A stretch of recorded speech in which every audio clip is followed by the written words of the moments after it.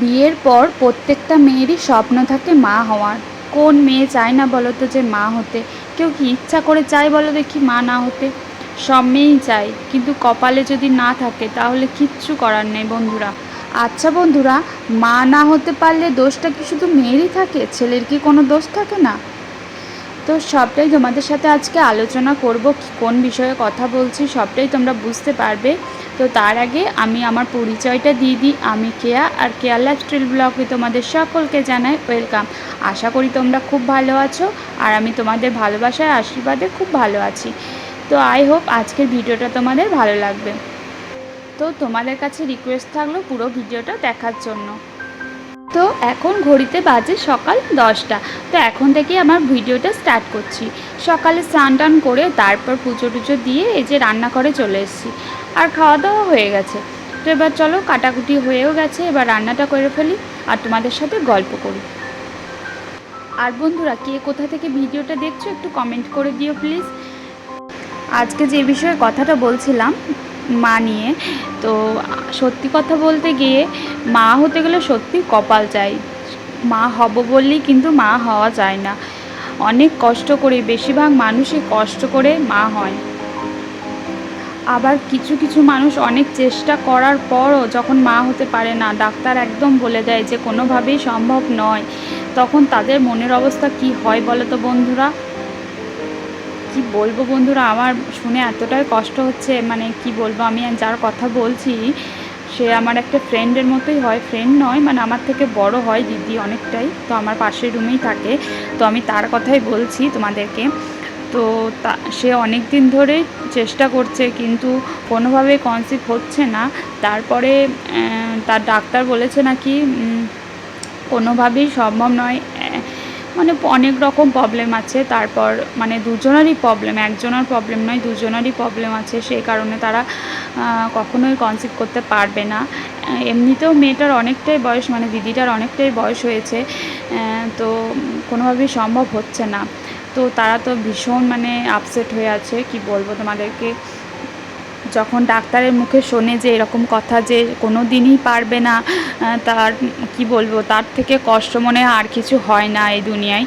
এরকম যদি কথা শুনতে হয়, তো যদিও একটা পথ থাকতো সেই রকম, তাহলে একটা ভাবা যেত, কিন্তু তাদের মানে ডক্টর বলে দিয়েছে কোনোভাবেই সম্ভব নয়। তো এই পরিস্থিতিতে কিছু কিছু ফ্যামিলি আছে যারা তাদের মানে কি বলবো, তাদের মানসিকতা কেমন আমি জানি না, তাদের পাশে থাকা দরকার তার, কিন্তু তারা উপরোক্ত তাকেই দোষ দিচ্ছে, এরকম একটা ব্যাপার, বুঝলে তো বন্ধুরা? কি বলবো, আর মানুষ মানে এতটাই নির্দয় হয়ে গেছে, কি বলবো, মানে এমন তো নয় যে সে নিজের ইচ্ছায় চাইছে না। এটাতে দোষ তো যদি বলা হচ্ছে যে শুধু মেয়ের দোষ, সেটাও তো নয়, তার দুজনেরই দোষ, তাই না? একমাত্র যদি ভগবান চাইতো তাহলে এটা সম্ভব হতো, কিন্তু তোমরা বিশ্বাস করবে না, ওই দিদিটার ঘরে এত ঠাকুর আছে, ও এত পুজো করে, কি বলবো, মানে যখন থেকে প্রথম এসছে এখানে, দিদিটা আমার আগেই এসেছিলো। তো আমার বর বলতো দেখো, সেই ভোরবেলা থেকে উঠে জানো তো পুজো করতো, মানে ঘন্টার আওয়াজ, ধূপের মানে সুগন্ধ আমার ঘর পর্যন্ত চলে আসতো জানো তো। তো আমার বর বলতো দেখো কোন ভোর থেকে ওঠেও পুজো করে। তো সত্যি কথা বলতে ও এত ভগবানকে ডাকে, তাও কেন ভগবান জানি না ওকে এরকম করলো ওর সাথে। তো ঠাকুর করুক, এরকম কারোর সাথে যেন না করে, মানে মানে কিছু একটা তো চান্স থাকুক, মানে কিছুদিন পর হবে, ট্রাই করো, এরকম একটা যদি মানে ডক্টর বলতো সেটাও মানা যেত, কিন্তু মানে একদম জবাব দিয়ে দেওয়া মানে ভীষণ কষ্টকর। ওদের মানে ওদের মনের মধ্যে যে কী চলছে আমরা সেটা বুঝতে পারছি। আর এরকম পরিস্থিতি তার ফ্যামিলিও তাদের পাশে নেই, তাহলে সেটাকে কি বলবে বলো দেখি বন্ধুরা? তারা কি সত্যিই মানুষ না কি আমি জানি না। দিদিটা তো অনেক অসুস্থ একটা ঘরের মধ্যে, মানে মানে এখন তো কিছুই করতে পারছে না, কিছু একটা হয়েছে জানি না আমি ঠিক।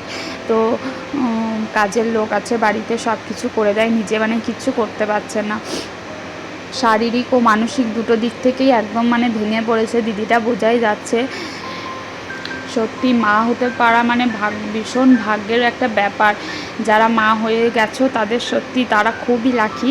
তো আমি দিদিটাকে বলছিলাম, তো কি করবে, তোমার তো মানে কোনো রাস্তায় নেই, আইভিএফ করবে সেটাও কোনো মানে ডাক্তার তো বারণ করেছে, সেটাতেও হবে না, তাহলে তোমরা কি করবে, এখন কি ভাবছো? তো দিদিটা বলছিল নাকি ওরা অ্যাডপ্ট করবে বাচ্চা, তো সেরকমই প্ল্যান আছে, তো ওরা যেটা ভালো বুঝবে ওরা সেটা করবে। তো আমরা তো আর কিছু দেখতে পারবো না, আর কিছুদিন পরে আমরা চলে যাব। তো ওদের বাড়ি এখানে নয় অবশ্য, ওদের তামিলনাড়ু ওইদিকে বাড়ি। তো ওরাও ওরাও হ্যাঁ, ওরাও তো চলে যাবে কিছুদিন পর, এখানে ওরা থাকবে না, ওর বরেরও পোস্টিং চলে এসছে, তো ও চলে যাবে।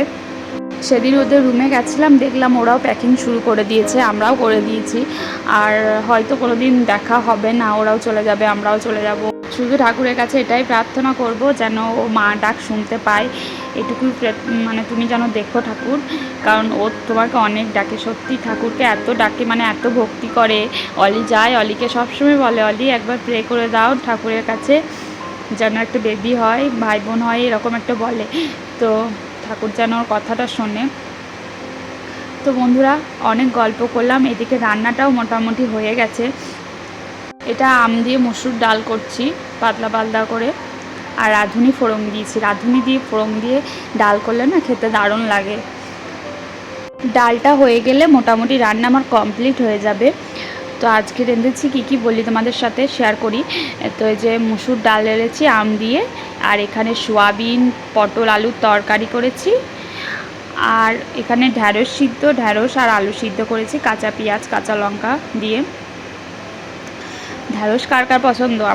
আমার তো লাল লাল জিনিসগুলো আবার খেতে ভালো লাগে, আবার অনেকজন আমার পছন্দ করে না।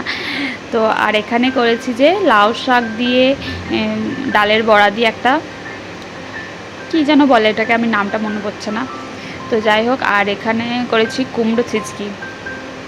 আজকে নিরামিষই করেছি, আর মামামের জন্য একটা ডিম দিয়েছিলাম। হ্যাঁ, বললাম না নিরামিষ করেছি। তারপরে বরমশাই আবার ডিউটি থেকে বাড়ি এলো, তখন দেখছি চিকেন, তারপর আর কি মাছ, তারপর শিঙি মাছ এসব নিয়ে এসেছে, মাগুর মাছ শিঙি মাছ এসব নিয়ে এসছে। এই যে ধনেপাতা দেখতেই পাচ্ছ, তো এগুলো নিয়ে এসেছে। তো শিঙি মাছটা বেশ ঠিকঠাক ছিল না, তো বরমশাই বললো যে তাহলে এগুলোকে ভেজে দাও। আমি বললাম আজকে নিরামিষ ভাবলাম করব। তো বললো না না, এগুলো ভেজে দাও, ফ্রিজে রাখলে আর খাওয়া যাবে না এগুলোকে। তো বললাম ঠিক আছে তাহলে ভেজেই দিই। তো ভেজে ওগুলোকে খেয়ে নিলাম। এই যে শিঙি মাছগুলো দেখো, অনেক কটাই শিঙি মাছ, অনেক কটা বলতে 6-7টা বটে। তো টাটকা থাকলে বেশ মামামকে ঝোল করে দেওয়া হয় ভালো, বেশ শিঙি মাছটা খাওয়া ভালো শরীরের পক্ষে। তো টাটকা ছিল না, ওই জন্য মামামকে আর দিইনি, আমরাই ভেজে খেয়ে নিয়েছি। আর বললাম না ডিম করেছিলাম, মামামের জন্য ডিম দিয়েছিলাম। তো বরমশাই বললো এগুলো আমি বেছে দিই, পরিষ্কার করে দিই, তুমি মামাকে খাইয়ে দাও। চলো ঠিক আছে। আর বরমশাই দিকে দেখো শিঙি মাছগুলো আবার কেটে দেয় না ওরা, অনেক সময় জ্যান্ত থাকে, তো ওই জন্য কেটে দিতে চায় না। তো এই যে আমাদের রান্না হয়ে গেছে, এবার খেতে দিয়ে দিয়েছি বরকে, একসাথেই খাবো, বরকে দিয়েছি, এবার আমারটা বাড়বো। তো রাত থেকে আবার ভিডিওটা স্টার্ট করলাম।